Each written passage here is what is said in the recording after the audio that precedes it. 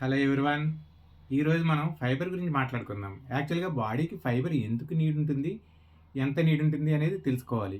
Actually ప్రతి మనిషికి కూడా డైలీ నీడ్స్‌లో 35 గ్రామ్స్ ఆఫ్ ఫైబర్ అనేది మనం ఖచ్చితంగా తీసుకోవాలి. ఈ 35 గ్రామ్స్ ఫైబర్ మనకి ఎక్కడి నుంచి వస్తుంది?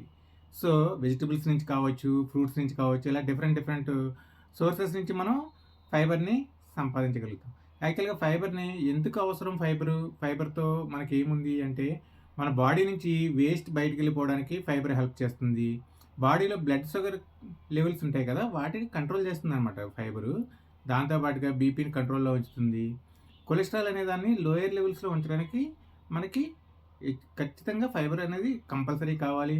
చాలా డిసీజెస్ నుంచి మనం బయటపడడానికి, ప్లస్ ఇమ్యూనిటీ సిస్టమ్ మనం పెంచుకోగలగడానికి ప్రతిరోజు మనం ఫైబర్ నీడ్ అనేది డైలీ అవసరం. దీన్ని మనం ఎట్టి పరిస్థితుల్లోనూ నెగ్లెక్ట్ చేయకూడదు. మన ఫుడ్ ప్లేట్‌లో కంపల్సరీ ఫైబర్ ఉందా? లేదా? మన డైలీ ఇంటేక్ ఫైబర్ ఎంతవరకు మనం తీసుకోగలుగుతున్నాం అనేది మనం ఖచ్చితంగా బ్యాలెన్స్ చేసుకోవాలి.